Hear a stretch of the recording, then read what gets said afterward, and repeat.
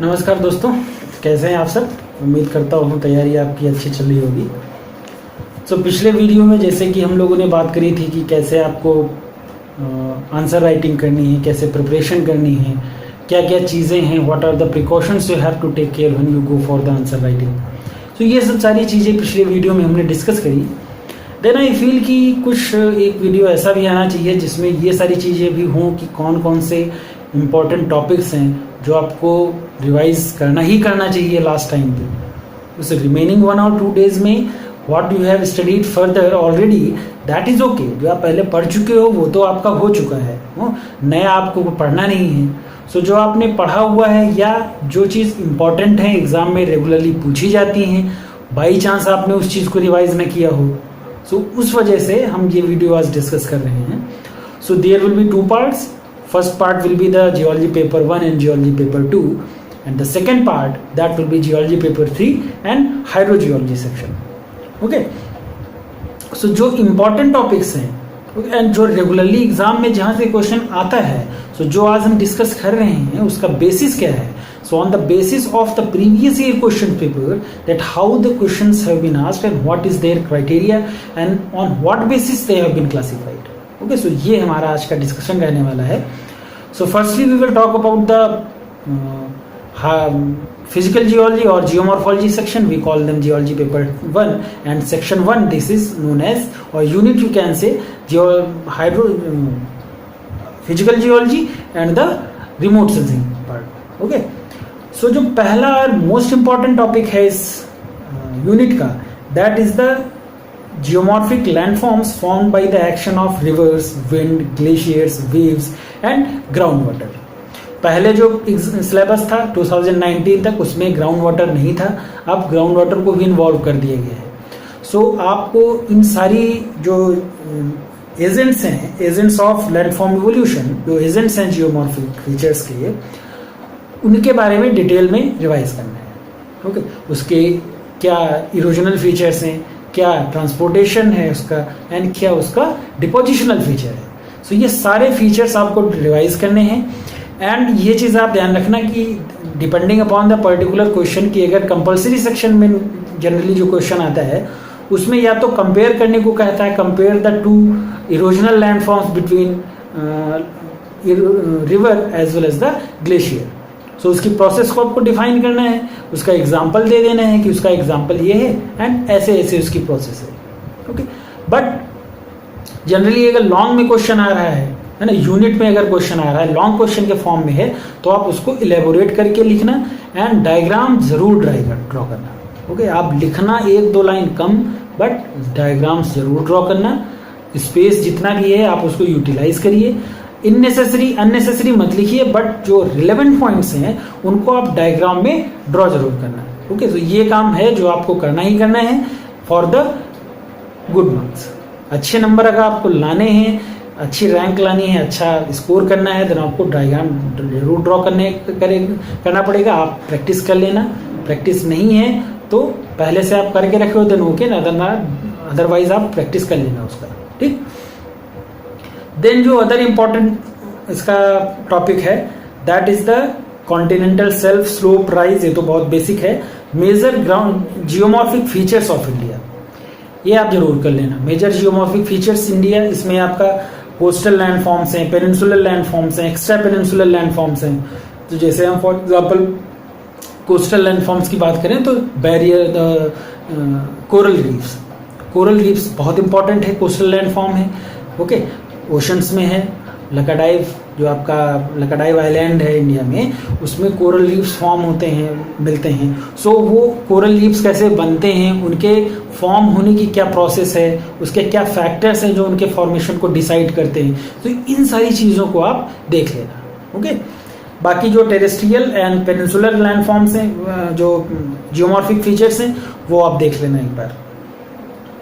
और जो इसमें इम्पोर्टेंट टॉपिक है वो weathering process and products.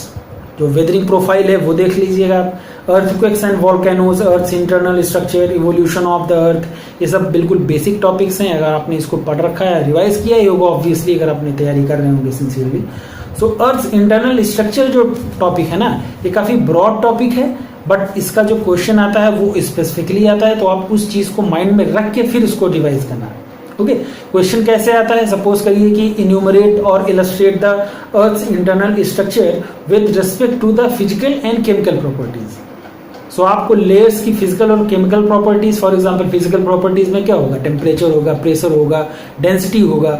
Okay, temperature and pressure में जो वेरिएशंस हैं डेप्थ के, on the basis of depth, जो डेंसिटी का वेरिएशन है, उन सारी चीज़ों आपको कवर करना है।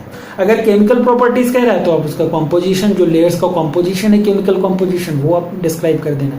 सो डायरेक्ट क्वेश्चन नहीं आएगा, I am sure about that, कि आप इलस्ट्रेट और elaborate the earth internal structure और राइट अ शॉर्ट नोट और right about the internal structure, ऐसा नहीं आएगा। क्वेश्चन उसमें स्पेसिफाई किया होगा कि इन सारी चीज़ों को आपको ड्रॉ करना है। ओके, तो ये चीज़ आप ध्यान रखें।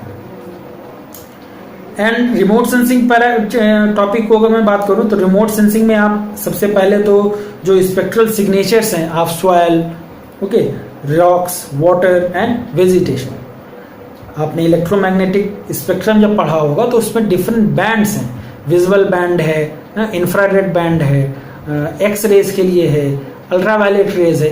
तो उन बेसिस पे, and we all know that is जो विजिबल बैंड है that is generally used for the remote sensing. In remote sensing generally visible band is generally used. Okay, so उसमें स्पेक्ट्रल बैंड कौन कौन सी है, सॉइल के लिए क्या बैंड है, रॉक्स के लिए क्या है, तो वो डायग्राम, जो ग्राफ है, वो ग्राफ आपको ऑब्वियसली ड्रॉ करना पड़ेगा।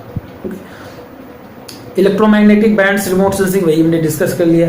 Thermal, near infrared and microwave remote sensing, ये भी आप डिस्कस रिवाइज कर लेना, एक बार क्वेश्चन आ सकता है यहाँ पे।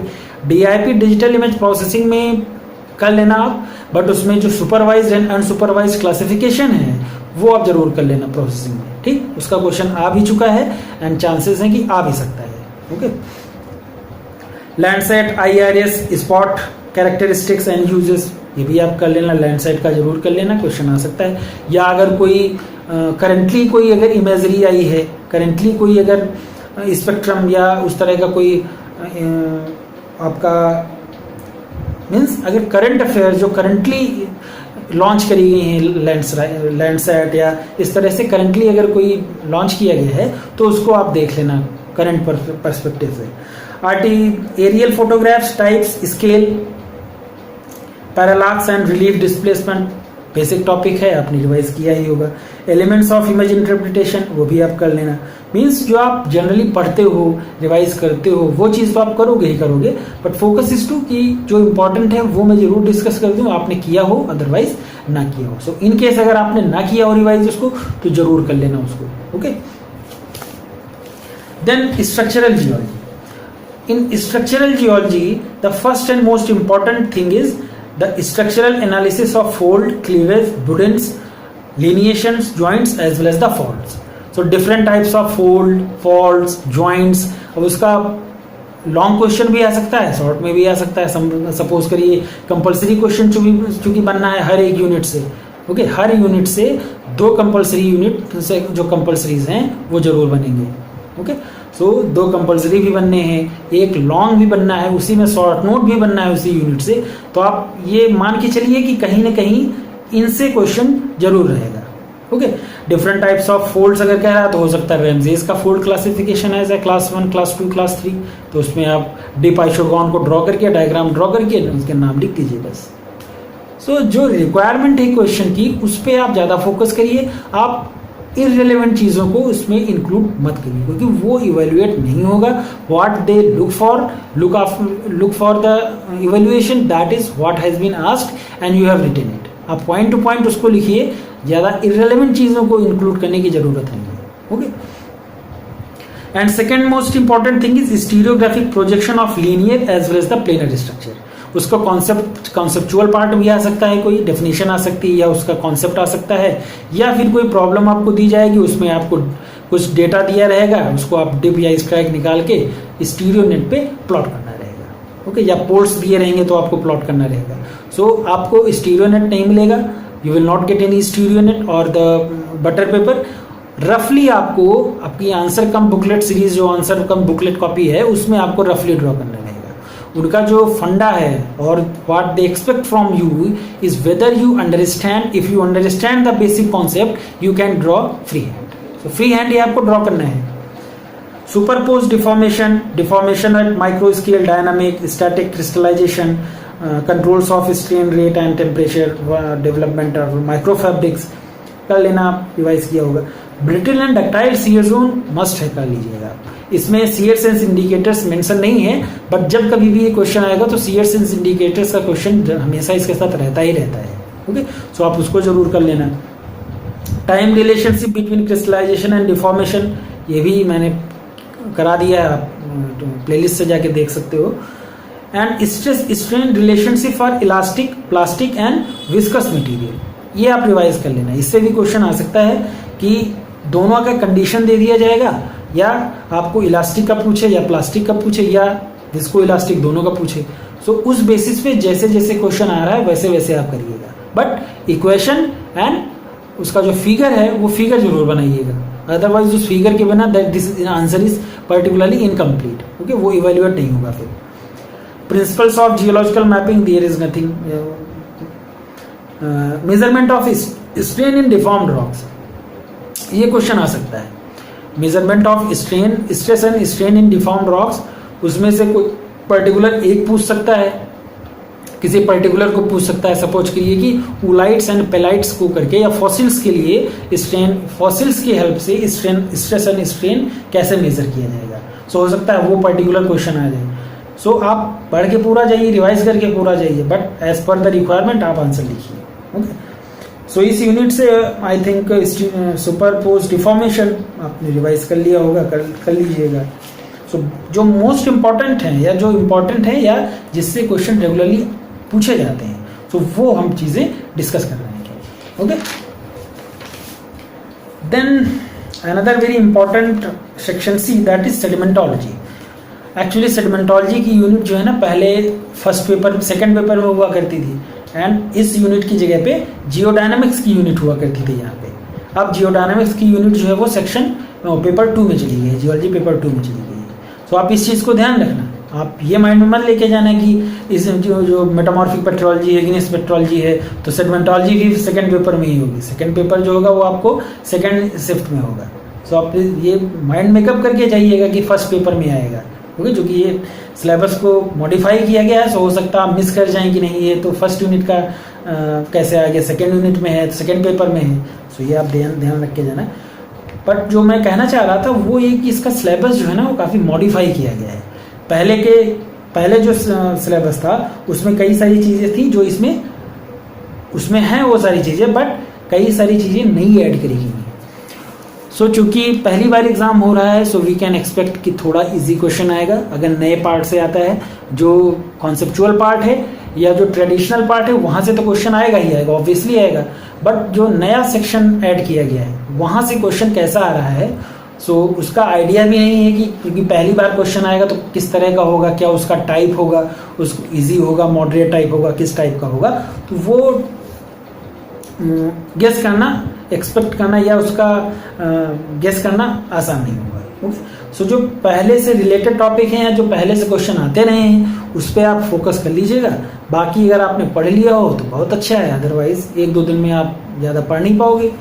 ओके, सो जो मोस्ट इम्पॉर्टेंट इसमें टॉपिक है वो जो आपका सेडिमेंट ट्रांसपोर्ट एंड डिपोजिशन का टॉपिक है, दैट इज़ वेरी इंपॉर्टेंट। यहाँ से क्वेश्चन आपको मिलना चाहिए आई गेस। अब इसमें है क्या क्या, fluid and sediment, gravity flow, laminar and turbulent flows, Reynolds number, Froude number, grain entrapment, Hjulstrom diagram, bed load and the suspension load transport. Okay, so इतनी सारी चीजें इस सेक्शन में है, इस टॉपिक में है।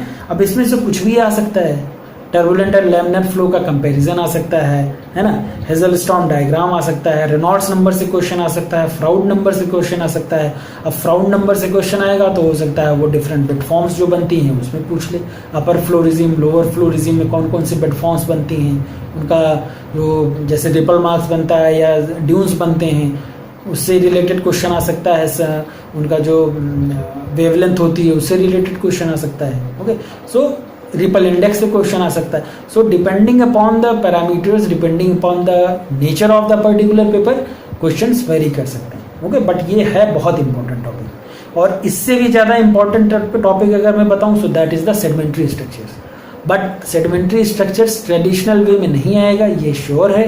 ट्रेडिशनल मीन्स आपको डायरेक्ट नहीं आ जाएगा what are the sedimentary structures, right और इलेबोरेट 2 or 5 सेडिमेंट्री स्ट्रक्चर्स, ऐसे क्वेश्चन नहीं आने वाला है। इसे स्पेसिफाई करके दिया जाएगा question. For example, what are the penecontemporaneous sedimentary structures, deformed sedimentary structures, illustrate with suitable diagrams और इलस्ट्रेट विद सुटेबल एग्जाम्पल्स। आप पढ़ के दोगे वो सेडिमेंट्री स्ट्रक्चर्स बहुत अच्छे से, बट आपने पेनी कंटेम्पोरेनियस डिफॉर्मेशनल स्ट्रक्चर्स के बारे में नहीं पढ़ा, या इस नाम से ही आप अनजान रहे, you are completely unaware that what are these things. So आप उस चीज़ को रिवाइज करके जाना।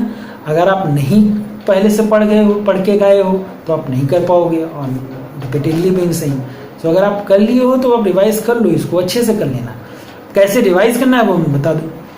आप एक लिस्ट बना लीजिए, जब आप रिवाइज कर रहे हो, जब पढ़ रहे थे तभी आपको लिस्ट क्रिएट करनी थी, तैयार करनी थी, कि जो बेड के टॉप पे, बेड के मिडिल पे, या फोर सेट पे जिसको बोलते हैं, या बेड के बॉटम पे, ऐसे स्ट्रक्चर्स बनते हैं। Primary structures, secondary structures, biogenic chemical sedimentary structures, penecontemporaneous. अब for example penecontemporaneous sedimentary structures की मैं बात करूं, क्योंकि penecontemporaneous means they have no structure, means उनका कोई शेप एंड साइज नहीं होता है, डिफॉर्म होते हैं। एग्जाम्पल की अगर मैं बात करूं तो आपका जो कन्वोल्यूट बेडिंग है, ओके, सॉरी, पेनी कंटेम्पोरेनियस डिफॉर्मेशन से आपका लोड कास्ट है वो बनता है, ओके।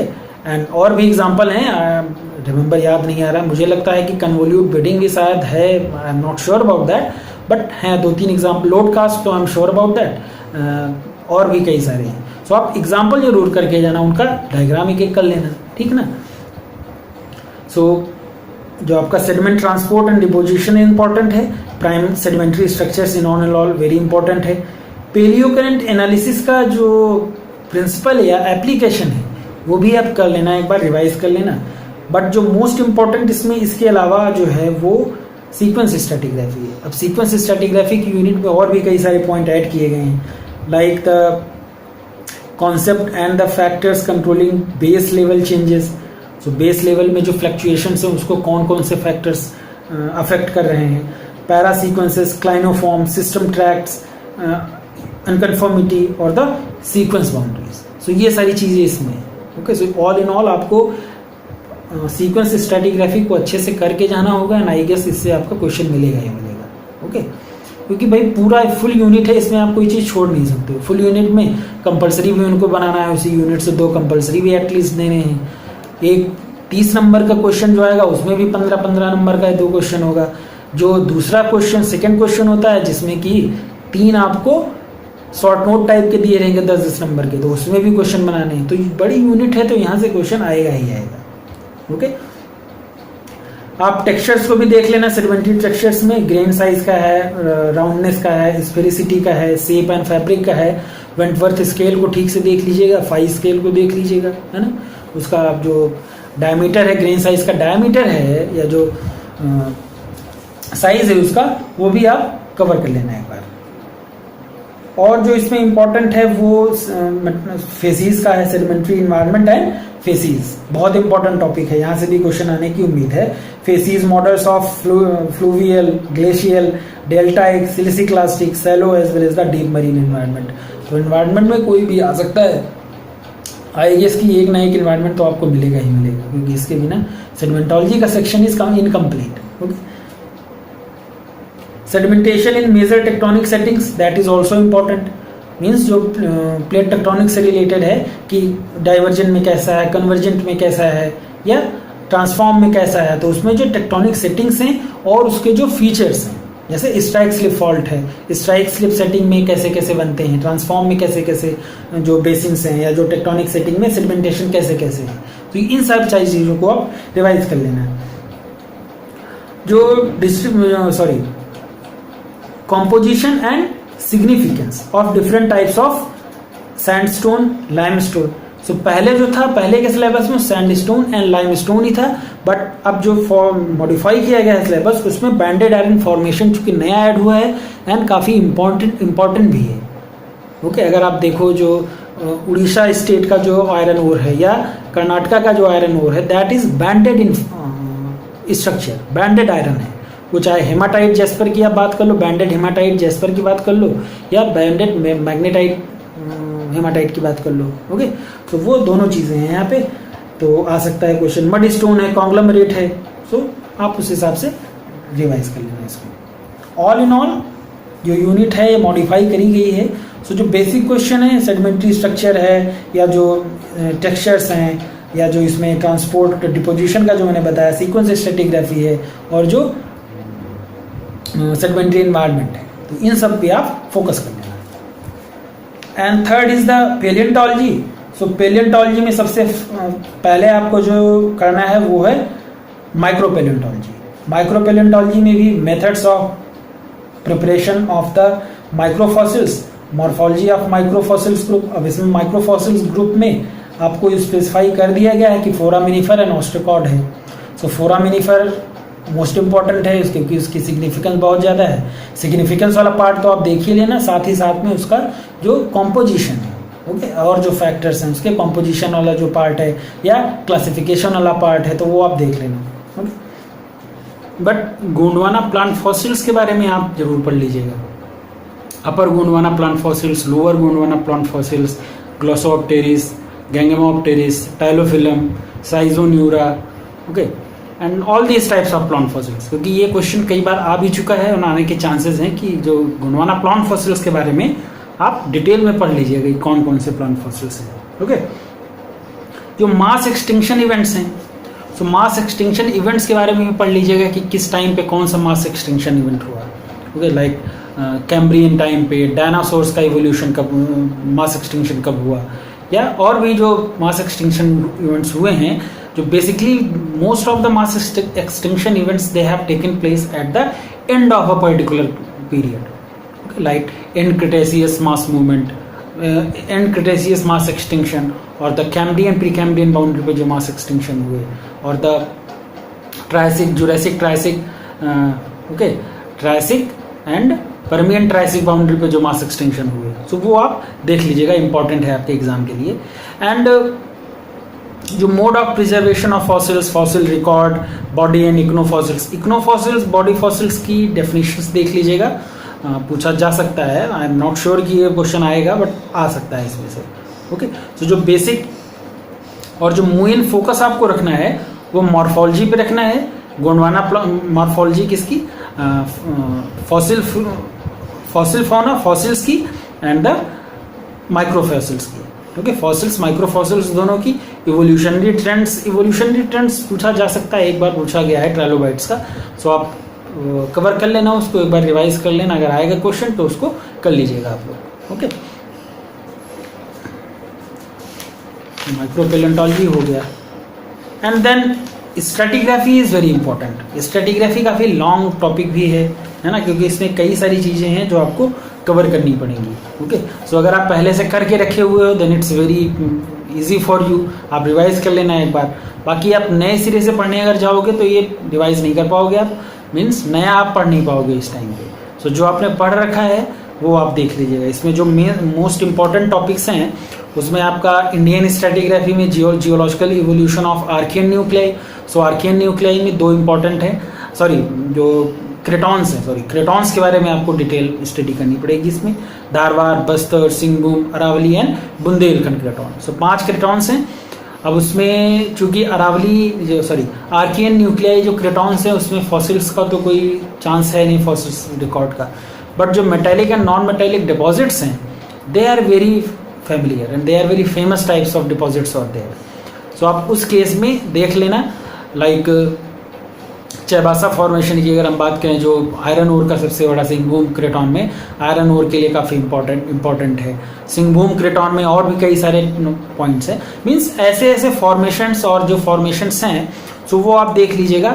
बट जो मेन फोकस आपका रहना है वो स्ट्रेटिग्राफी क्या है उसकी, उसका जो फॉसिल रिकॉर्ड है, अगर है, बहुत सारे कम होंगे, बहुत कम होगा, बट अगर है, या फिर उसका जो metallic and non metallic deposits का जो रिकॉर्ड है उसके बेसिस पे आप अपने आप को देख लेना।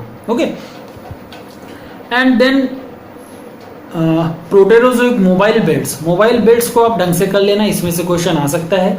Specifically eastern Ghat mobile belts, southern granite terrain, central Indian tectonic zone और better known as CITZ, Aravalli Delhi mobile belt and north Singhbhum mobile belt. So mobile belt का कॉन्सेप्ट जो है वो ये जो नया अपडेटेड सिलेबस है 2020 का, in this syllabus this has been added, previously it was not part of stratigraphic syllabus. Okay, proterozoic sedimentary basins, they are again very important.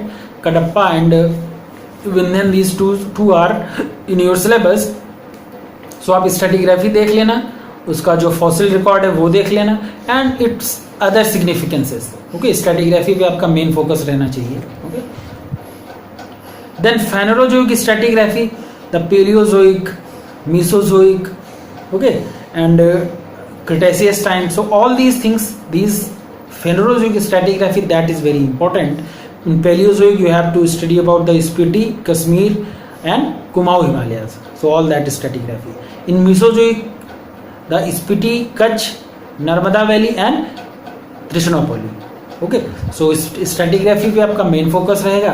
Fossil and flora का जो डिस्ट्रीब्यूशन है, जो अक्रेंसेस है, वो आप देख लीजिएगा एंड अदर जो सिग्निफिकेंसेस हैं, लाइक नर्मदा वैली में जब आप पढ़ोगे तो Bagh and Cretaceous Bagh and Lameta formation you will have to understand, and Lameta formation that is very famous for dinosaur cells. So आप उस चीज़ को देख लेना, कहाँ से रिपोर्ट होते हैं या क्या उसकी एज है। Age is very important. Okay, आप एज को लिख देना। अगर आप स्पेसिफिकली जैसे क्रिटेशियस को भी फर्दर डिवाइड किया गया है, या जैसे नर्मदा वैली या हम लेमेटा फॉर्मेशन की बात करें तो उसमें आप देख लेना एप्टियन, एल्बियन, या उस बेस पे जो फर्दर पीरियड्स में इसका डिस्ट्रीब्यूशन है, डिवाइडेशन है, उस बेस पे आप उसको कवर कर लेना, क्योंकि ये पूछा जा सकता है।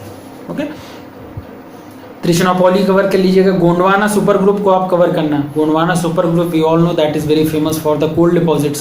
सो majority of the coal that is being reported from the Gondwana super group, तो आप उसको ढंग से कवर करिएगा। Okay, Cenozoic stratigraphy if you talk about, so Assam, Bengal basin, Garhwal, Shimla Himalayas, तो आप इसको कवर कर लेना। असम का आप कर लेना। असम में स्पेसिफिकली जो बरेल एंड तिपम का फॉर्मेशन है, जो कि पेट्रोलियम रिजर्व्स के लिए काफ़ी इंपॉर्टेंट है। डिगबोई का जो डिगबोई ऑयल फील्ड जो कि इसी असम में है, सो उस चीज़ को आप देख लेना। मीन्स आप स्पेसिफिक जो उसका इंपॉर्टेंस है उस चीज़ को जरूर देख लेना, क्योंकि ज़्यादातर उस केसेस में अगर स्ट्रेटिग्राफी का क्वेश्चन आता भी है तो आप में उसके साथ में कोई एक और भी क्वेश्चन लगा होगा छोटा सा। ओके, सो आप स्ट्रेटिग्राफी का तो कवर कर लोगे, स्ट्रेटिग्राफी आप कवर कर लोगे, बट उससे साथ में जो क्वेश्चन लगा हुआ है जो कि किसी रिजर्व से, डिपॉजिट से, या और अगर उसकी अगर अदर सिग्निफिकेंसेस है, तो उस बेसिस पे उसको आप कवर कर लीजिएगा, क्योंकि जो साथ में क्वेश्चन लगा होगा वो भी इंपॉर्टेंट रहता है। अगर आप उसको कर दोगे तो ज़्यादा अच्छा रहेगा। Okay, so that is end Siwaliks. अच्छा, one thing is there for stratigraphy, this thing which I am going to tell, that is specifically for stratigraphy. Suppose करिए आपने फर्स्ट पेपर की लगभग पूरा पेपर आपने कवर कर लिया है। ओके, 3-4 यूनिट आपने कर ली हैं। अगर आपकी 1 से 2 यूनिट रह जा रही हैं एंड टाइम किसी बस आधे घंटे का ही है, 15-20 मिनट का ही है, तो आप ऐसा करना है कि आप स्ट्रेटिग्राफी अगर पूछी गई है तो स्ट्रेटिग्राफी को आप टैबुलेट फॉर्म लिख देना। मीन्स आप उसकी टेबल ड्रॉ कर देना। टेबल ड्रॉ करने में आप पहले आप एज लिख देना, फॉर्मेशंस के नाम लिख देना, उसकी क्रोनोस्ट्रेटिग्राफी लिख देना, एंड अगर उसमें फॉसिल, फ्लोरा या कुछ और उसकी सिग्निफिकेंस है, आप सिग्निफिकेंस पे आप एक हेडिंग में बना देना। ओके, अगर आपने टेबल ड्रॉ कर दी है तो टेबल बहुत सारा कुछ अपने आप में it speaks more than what you have written. Okay, तो टेबल इज सफिशिएंट। देन अगर आपके पास टाइम है तो आप उसमें कुछ ऐड करिए, पैराग्राफ्स में या बुलेट्स में, पॉइंट्स में ऐड कर दीजिए, otherwise table is sufficient. This is specifically for stratigraphy, not for all the cases. Okay, but अगर for example शिवालिक का जो क्वेश्चन आता है शिवालिक सुपर ग्रुप का, वो जनरली टैबुलेट करने का ही आता है। सो अगर स्पेसिफिकली ये उसमें मेंशन है क्वेश्चन में कि you have to tabulate the stratigraphy of Siwaliks, so आप केवल टैबुलेट करिए, उस चीज़ को ज़्यादा इलेबोरेट करके या पॉइंट्स वाइज लिखने की नेसेसिटी नहीं है। क्योंकि जब भी टैबुलेट करने को आएगा, इट मीन्स अगर आप टैबुलेट करने के साथ साथ उसकी स्ट्रैटिग्राफी को लिखने भी चले जाओगे पॉइंट्स में, देन आपका पेपर छूटेगा। वो टैबुलेट करने को इसी बेस पे दिया ही जाता है कि आप टैबुलेट करोगे तभी आप बाकी क्वेश्चंस को कर पाओगे, अदरवाइज अगर आप लिखने चले जाओगे उसको, देन आपका पेपर छूट जाएगा। ओके, सो अगर आपका पेपर छूट रहा है तब आप ये टैबुलेट करने की जो मैंने स्ट्रेटजी बताई है या जो मेथड बताया है वो आप अप्लाई करिएगा, अदरवाइज फिर आप लिखिए। मैं तो वैसे भी सजेस्ट करूंगा, normally I will suggest you to tabulate. आप टैबुलेट टेबल जरूर ड्रॉ करिए उसकी, देन आपको टाइम है तो लिख दीजिए, अदरवाइज आप छोड़ भी सकते हो इन केस अगर टाइम नहीं है देन। ओके, शिवालिक्स को आप ढंग से कर लेना, जो क्योंकि जो ह्यूमंस के फॉसिल्स हैं या जो एलिफस जो एलिफेंट के हैं, हॉर्सेस के हैं फॉसिल्स, ये सब उसी से रिपोर्ट होते हैं। ओके, सो इस वजह से उसकी सिग्निफिकेंस ज़्यादा है। एंड जब भी आपसे ये एक्सपेक्ट किया जाए, जब भी शिवालिक्स का आएगा तो आपसे ये एक्सपेक्टेशन रहेगी, तो कम से कम आप उसके फॉसिल्स या फ्लोरास के नाम जरूर लिखिए। ओके, नहीं कई सारे तो आप थोड़े बहुत जरूर लिख दीजिएगा, 2-3 एलिफेंट के, 2-3 हॉर्सेस के, 2-3 ह्यूमंस के, तो उससे आपका आंसर बेटर हो जाएगा। Okay, boundary problems in India, ये भी क्वेश्चन आया नहीं है एक बार, सो आप अगर कर चुके हो तो रिवाइज कर लेना, अदरवाइज जाने दीजिए, रहने दीजिए इसको। लिथोस्ट्रैटिग्राफी, बायोस्ट्रैटिग्राफी एंड कोनोस्ट्रैटिग्राफी एज वेल एज मैग्नेटोस्ट्रैटिग्राफी, ये कर लीजिएगा। ओके, इसमें आपका क्वेश्चन आ सकता है क्योंकि ये पहले भी सिलेबस में था, ये जो मॉडिफाइड 2020 का सिलेबस है उसमें भी है, सो ये आगे आ सकता है आपके एग्जाम में। ओके, सो आप इसको कर लेना, रिवाइज जरूर कर लेना अगर आप पढ़ चुके हो पहले से, give it a revision. Then we will discuss about the geology paper 2। Okay, so again geology paper 2 में पहले क्या था, जो mineralogy and geochemistry both were part of unit 1। Okay, but now mineralogy is full fledged unit and geochemistry is also a full fledged unit. So अब आपको ज़्यादा questions मिलेंगे। पहले क्या होता था, जियोकेमिस्ट्री एंड मिनरोलॉजी क्योंकि एक यूनिट में था तो एक क्वेश्चन जो 30 मार्क्स का था वो मिनरोलॉजी का होता था, सेकंड क्वेश्चन जो था वो जियोकेमिस्ट्री का रहता था। Since now it's full fledged branch, full fledged unit, so आपको फुल क्वेश्चन यहाँ से मिलने वाला है। सो आपको ऑब्वियसली ज़्यादातर चीज़ें कवर करनी पड़ेंगी, but most important is the families, mineral families जो हैं वो आपको ढंग से करनी पड़ेंगी। उसमें है क्या क्या, structure, composition, physical as well as the optical properties. Okay, उसका स्ट्रक्चरल कॉम्पोजिशन क्या है, स्ट्रक्चर क्या है, फिजिकल प्रॉपर्टीज क्या है या ऑप्टिकल प्रॉपर्टीज क्या है। सो इससे ही क्वेश्चन आपका आता है फैमिली से। अब उसमें से कई सारी फैमिली हैं जो आपके सिलेबस में है, उसमें ओल्वीन फैमिली है, माइका है, फेल्सपार है, olivine, garnet, aluminosilicates, pyroxene, amphibole, mica, feldspar. Okay, clay minerals, silica family we will discuss, silica family is also known as quartz family. Okay, so दूसरा नाम भी आप याद रखिएगा। स्पिनल ग्रुप भी आपके एग्जाम में सिलेबस में है। ओके, सो बहुत ज़्यादा अगर आप कर सकते हो, सो लास्ट ईयर जो फैमिली आई है आप उसको स्किप कर सकते हो, अदरवाइज तो आपको एक ना एक जो फैमिली है वो तो कवर करनी ही पड़ेगी। ओके, अब चूंकि ये फुल यूनिट है तो हो सकता है सेकंड क्वेश्चन में कोई दूसरी यूनिट भी दी जाए।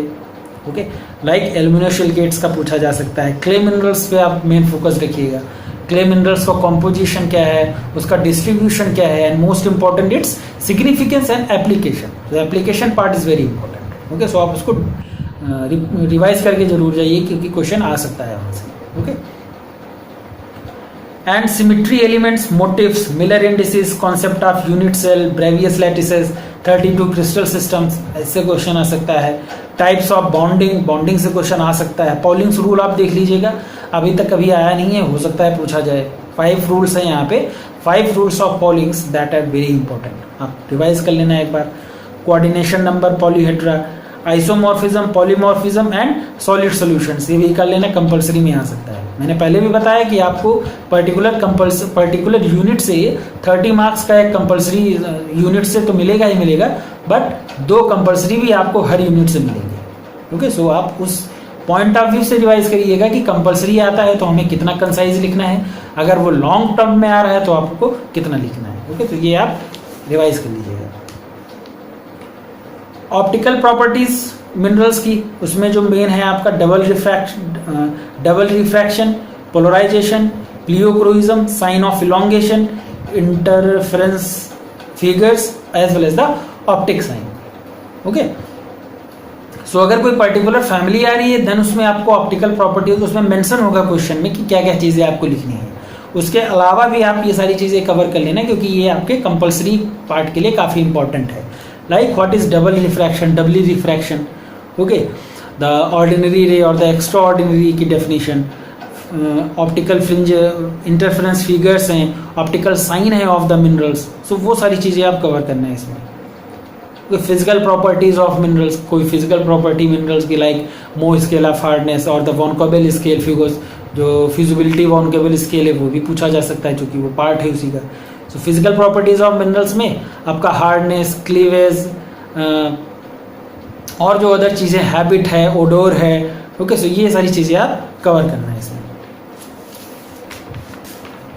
Then geochemistry and isotope geology.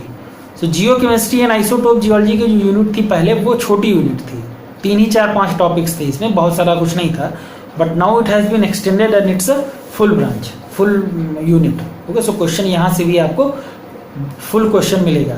Okay, so जो इम्पोर्टेंट टॉपिक्स हैं वो हम डिस्कस किए ले रहे हैं कि क्या आप रिवाइज कर लेना। Okay, so first and most important thing is partition coefficient. Partition coefficient के बारे में आप जितना पढ़ पाना, जितना रिवाइज कर पाना कर लेना।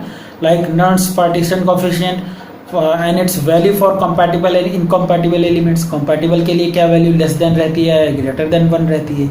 इनकम्पैटिबल के लिए क्या सिचुएशन है। Nernst and Berthelot equation, okay, Berthelot partition coefficient and bulk coefficient. So जो पार्टीशन कॉफिशिएंट वाला सेक्शन है वो आप ढंग से कवर कर लेना। Fick's law of diffusion and activity composition relation, Raoult's and Henry's law of diffusion. So ये भी आप कर लेना चूंकि नई यूनिट है, नया सिलेबस है। अब इसमें से क्वेश्चन कैसा आएगा, किस टाइप का आएगा, ये प्रेडिक्ट कर पाना आसान नहीं है। ओके, पहले जो यूनिट में पार्ट जो आपके टॉपिक्स थे वो मैं बता देता हूँ। जियोकेमिकल साइकिल पहले था, chemical composition characteristic of atmosphere, lithosphere and hydrosphere, ये पहले भी था आपके सिलेबस में। मीटेओराइट्स टाइप्स एंड कॉम्पोजिशन, ये काफ़ी इंपॉर्टेंट है, आप कर लेना इसको। इससे क्वेश्चन फुल मतलब यूनिट का भी क्वेश्चन आ सकता है, कंपलसरी सेक्शन भी आ सकता है। Okay, Goldschmidt classification of elements, ये भी रिवाइज कर लेना एक बार। Fractionation of elements in mineral and the rocks, so fractionation आप कर लेना। ओके, बैच मेल्टिंग इसमें होगा कहीं पे आपका, अभी आगे जो इग्नियस पेट्रोलॉजी वाली यूनिट है तो वहाँ पे होगा, बैच मेल्टिंग है, फ्रैक्शन मेल्टिंग है, तो ये आप कवर कर लेना एक बार। एंड जो application of trace elements in पेट्रोजेनेसिस, principle of equilibrium of Rayleigh and fractionation, RE pattern, EHPS diagram जरूर कवर कर लेना। EHPS डायग्राम चूंकि इससे पहले सिलेबस में नहीं था, अब है, and its significance is very high. अगर आपने पढ़ा हुआ होगा तो आपको पता होगा EHPS डायग्राम क्या है and what its significance, importance क्या है उसकी, तो आप उस पर्सपेक्टिव में उसको कवर कर लेना। हाफ लाइफ जो रेडियो एक्टिविटी वाला पार्ट है वो भी आप ढंग से कवर कर लेना, यहाँ से आपको क्वेश्चन जरूर मिलेगा एक। Half life and decay equation, dating of mineral and rocks with का potassium argon method, rubidium strontium method और the samarium neodymium method. Samarium neodymium method पहले नहीं था, now it has been extended, ये भी ऐड किया गया है, सो आप इसको एक बार रिवाइज कर लेना। Petrogenetic implications of samarium neodymium rubidium strontium system, means उसका इम्प्लीकेशन, वही मैं बात कर रहा था ना कि उसका सिग्निफिकेंस क्या है, जो आप जो इग्नियस पेट्रोलॉजी की स्टडीज है उसमें क्या इसका सिग्निफिकेंस है वो आप कवर कर लेना। Stable isotope geochemistry of carbon, oxygen, sulphur and their application in geology. Geology में उसका क्या एप्लीकेशन है वो भी आप एक बार कवर कर लेना। Monazite chemical dating, that I don't have any idea कि किस तरह का क्वेश्चन आएगा, क्योंकि मैंने इसके बारे में कोई पढ़ा नहीं हुआ है। Okay, now igneous petrology is there. So in igneous petrology your main focus should be on the binary and ternary diagram. Okay, in binary diagram there are three diagrams: albite anorthite system, forsterite silica system, diopside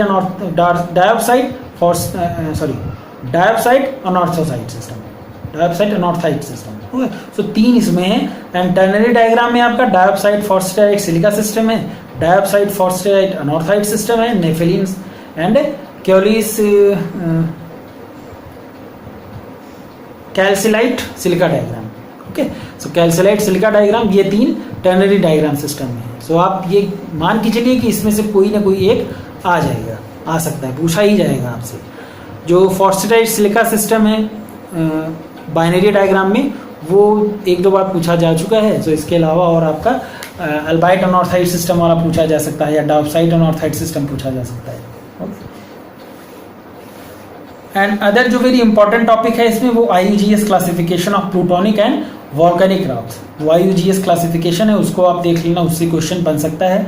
and आपको diagram जरूर draw करना पड़ेगा, जो triangular plot है उसका, वो diagram draw करना पड़ेगा। एंड आएगा एक ही का, या तो प्लूटोनिक आएगा या वॉल्केनिक आएगा। Okay, magmatic evolution, differentiation, assimilation, magma mixing and mingling, ये आप देख लेना। यहाँ से भी क्वेश्चन लास्ट ईयर आ चुका है, इन 2018 और 17 आई गेस, तो आ सकता है, फिर भी पूछा जा सकता है। And another very important thing that is the layered mafic complexes. अब लास्ट जो इसका टॉपिक है वो देखिए, mantle metasomatism, hotspot magnetism and large igneous provinces of India. तो large igneous provinces of India में जो बेस्ट एग्जांपल है हमारे पास, that is the Deccan trap. So Deccan trap के बारे में आप पूरा पढ़ के जाइएगा, उसकी इवोल्यूशन, उसका और जो फैक्ट्स हैं, लाइक द लावा डिपॉजिट्स जो हैं, ओके, लावा फॉर्मेशन है, तो वो आप कवर कर लेना इसमें। Types of mental melting, okay, ये आप कवर करके जाना।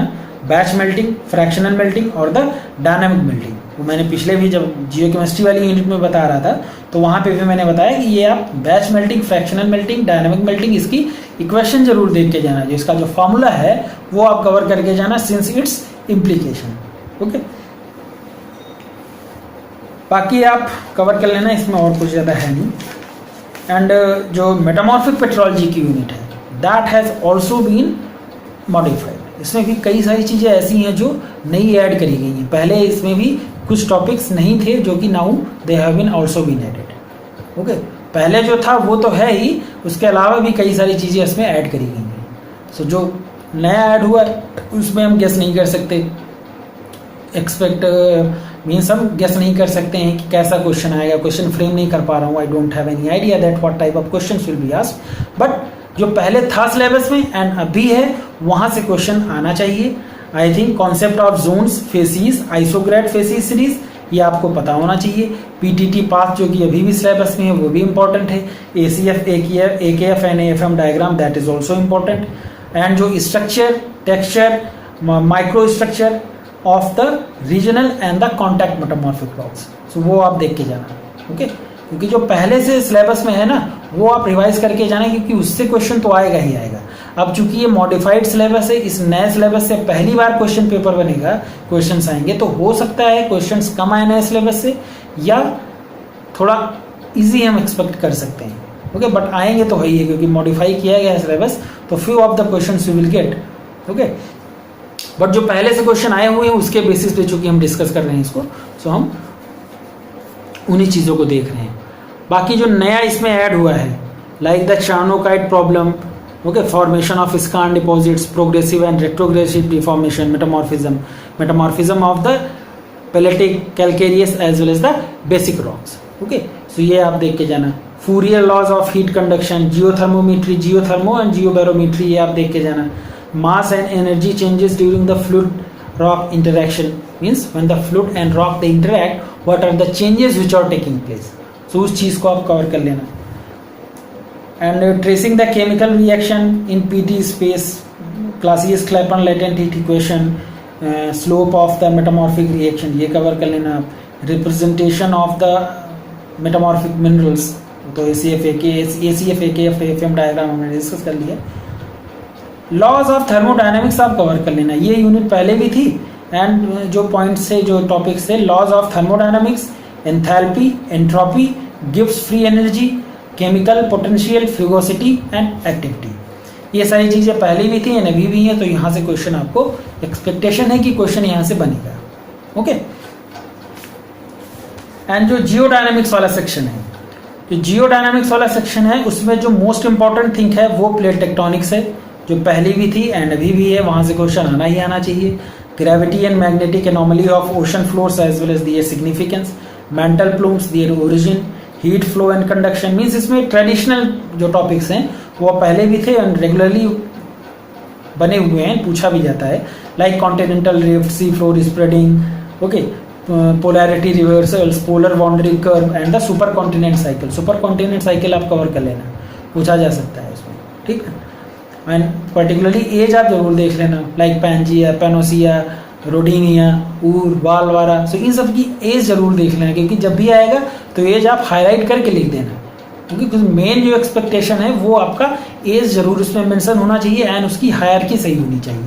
Okay, rock magnetism and its origin, rock की मैग्नेटिज्म और इसकी ओरिजिन भी, rheology of the fluid, Newtonian and non Newtonian flow liquid, seismic activity, जो seismic waves and the relationship between VP, VS and the density, ये चीज़ आप cover कर लेना। ये हमने जब फिजिकल जियोलॉजी या जियोमॉर्फोलॉजी यूनिट फर्स्ट पेपर में फर्स्ट यूनिट जो थी वहाँ पे भी डिस्कस करा था कि ये इंपॉर्टेंट है आपके लिए, क्योंकि जब भी आप internal structure of the earth को डिस्क्राइब करेंगे तो उसमें आपको साइज्मिक वेलोसिटी, जो साइज्मिक वेव्स हैं उनकी वेलोसिटी को लिखना ही पड़ेगा। Okay, and same thing is here, phase transition and the seismic discontinuities in the earth interior, वो जो फेज में जो ट्रांजिशंस हैं depending upon the temperature, pressure, density variation in that, in all those three layers, so उसके basis पे आपको phase transition लिखना है, साइज्मिक डिसकंटिन्यूटीज जो हैं आपकी, seismic waves and there relationships, ये सब चीजें हमने डिस्कस कर ली है। ओके, सो ये ट्रेडिशनल इसमें ज़्यादा कुछ है, जियोडायनेमिक्स का जो यूनिट है इसमें most of the topics they are traditional, ये पहले भी थे एंड अभी भी है। ओके, सो यहाँ पे क्वेश्चन बनेगा ही बनेगा, क्योंकि यूनिट है तो ऑब्वियसली क्वेश्चन तो आना ही आना है, बट उसका टाइप मैटर कर सकता है कि कैसे, बट ये आप ध्यान रखना इसमें डायग्राम जरूर ड्रॉ करना।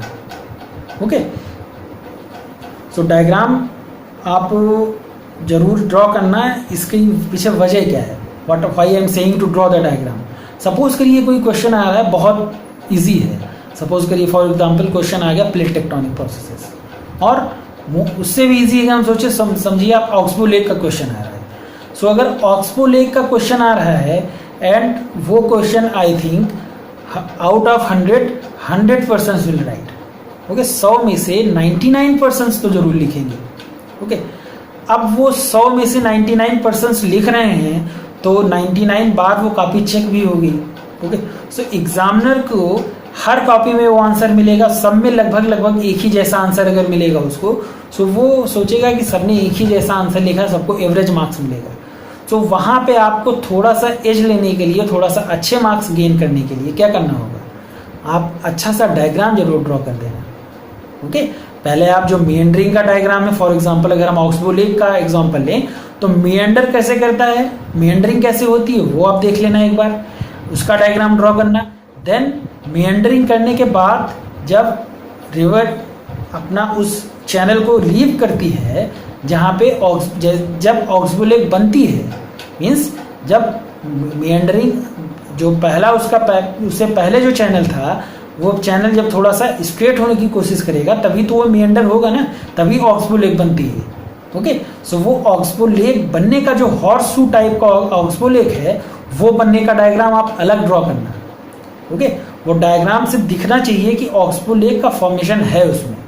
ओके, सो ऐसे अगर आप ड्रॉ करोगे डायग्राम, सो ऑब्वियसली आपका जो आंसर है that will be different from all other candidates. So focus इस पर रहना चाहिए। देखिए जो टफ क्वेश्चंस हैं, सपोज करिए कोई क्वेश्चन ऐसा आ रहा है जो टफ है, सो हो सकता है उसको 100 में से 20-25 लोग ही, 10-15 लोग ही लिखें। ओके, तो वो क्वेश्चन चूंकि आंसर, उस क्वेश्चन का आंसर कुछ कापियों में ही मिलेगा, सो उसमें एग्जामिनर की नज़र हर आंसर पे नहीं जाएगी, बट जो जनरल क्वेश्चन है उसमें ओके, सो जो इजी क्वेश्चंस हैं उसको आप अच्छे से हैंडल करना, एंड जो टफ क्वेश्चंस हैं वो तो टफ, किसी के लिए टफ हो सकता है, किसी के लिए आसान हो सकता है, बस इजी क्वेश्चन जो है वो सबके लिए इजी होता है। सपोज करिए क्वेश्चन 2017 और 18 में आया था, जियोलॉजिकल टाइम स्केल। अब आप ये समझो जियोलॉजिकल टाइम स्केल से आसान कोई क्वेश्चन कंपलसरी में हो सकता है, बट अगर 3000 लोगों ने वो आंसर लिखा होगा, एंड आई थिंक सबने आंसर लिखा होगा, बट सबके आंसर में कुछ न कुछ वेरिएशन जरूर रहेंगे, ओके। एंड चूंकि वो कंपलसरी में था, एंड क्वेश्चन का आंसर बुकलेट में आपको 5 मार्क्स के लिए जो कंपलसरी क्वेश्चन है उसके लिए एक ही पेज मिला हुआ है, ओके। सो अगर आप ढंग से उस जियोलॉजिकल टाइम स्केल को ड्रॉ करोगे, सो बाकी और कुछ लिखने के लिए आपको स्पेस मिलेगा ही नहीं। सो आप अच्छे से जियोलॉजिकल टाइम स्केल को ड्रॉ करिए, उनकी एजेस को बताइए, जो एऑन हैं, एराज हैं, एपक्स हैं, पीरियड्स हैं, सो उनको आप हायरार्किकल ऑर्डर में लिखिए, यही है सही आंसर। अब आप उसको, अगर आपने बहुत अच्छा लिखा, टेबल ड्रॉ नहीं करी है, या जियोलॉजिकल टाइम स्केल की जो टेबल है, फुल फ्लेश टेबल है, वो अगर आपने ड्रॉ नहीं करी है, तो आपको मार्क्स नहीं मिलेगा, ऑब्वियस है। बट चूंकि मैंने पहले बताया कि टाइम, उसमें जो स्पेस है वो कम है, अगर आप टेबल को ड्रॉ करोगे तो टेबल ड्रॉ करने का ही आपको टाइम मिलेगा। मैं अपना बताऊं, जब ये एग्जाम मैंने दिया उस टाइम पे जियोलॉजिकल टाइम स्केल जब मैंने ड्रॉ करी थी, तो उसमें स्पेस रह ही नहीं गया था कि मैं कुछ और लिख पाऊँ, ओके। सो इस चीज़ को आप ध्यान रखना कि जो इजी क्वेश्चंस हैं उसको आप कैसे डील करते हो, कितना अच्छे से आप उसको परफॉर्म कर रहे हो, कितना अच्छे से आप उसमें डायग्राम ड्रॉ कर रहे हो, कैसे इलेबोरेट कर रहे हो। So all these things matters, okay. So इस चीज़ को आप ध्यान रखना। एंड जो remaining geology paper 3 and geology and hydrogeology section है, that we will discuss in the next video, okay. जल्दी ही वो वीडियो भी आपको मिल जाएगा, ओके।